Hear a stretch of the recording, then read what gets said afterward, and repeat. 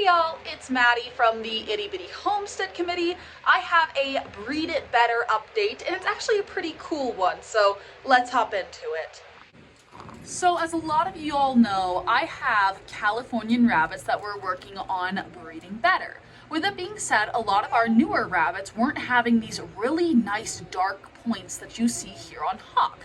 And although some of it's genetics, when talking to another Californian breeder, we were told that they are heat sensitive and that if we were to take the rabbits and put them into cooler conditions, that their ears would shed in darker. The problem is I don't have air conditioning for all of my rabbits, and even though we live up on a mountain, we do get some relatively warm summers. Our summers can get between 75 and 80 degrees at max. So not horrible, but still warm enough to wash out some of these dark points. Now, I don't know if y'all will recognize this handsome young man, but this is Freak. And if you look, his ears are starting to shed in darker instead of being that nice light gray that we had earlier in the year. And that is because we have been trying an experiment called Feed Freak in the Freezer. No, I'm not kidding. We have been feeding Freak in the freezer for his morning and dinner time. And we've also been doing it with Chow Chow, who I will show you here in a minute. But if you look at his ears, they are starting to grow in much darker than they have been in the summer.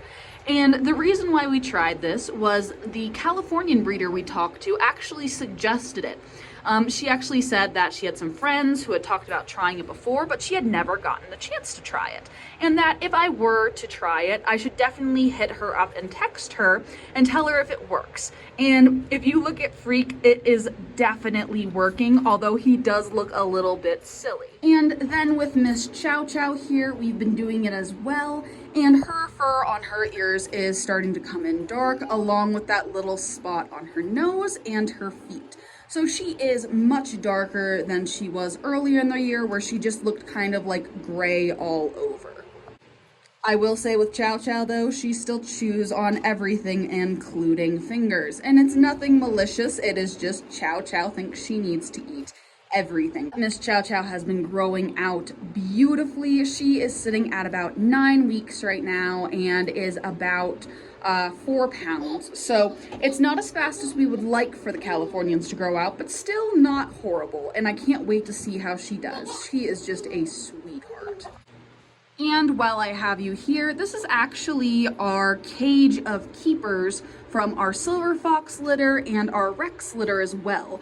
When it comes to the Rexes, I am looking at keeping that solid chinchilla right there in the background, but I still want to grow this little broken chinchilla out as well. I think her shoulder is just going to be a little too long, but I do want to wait and see. Now on the silver foxes, I am not quite ready to decide yet. I do like the one that doesn't have a star on their forehead compared to the one that does have a star on their forehead.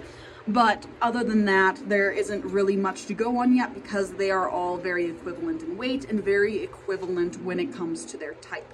So I want to grow them out, see if one gains faster or if one ends up being bigger than the other. Chow Chow, my phone is not edible. Thank you, baby.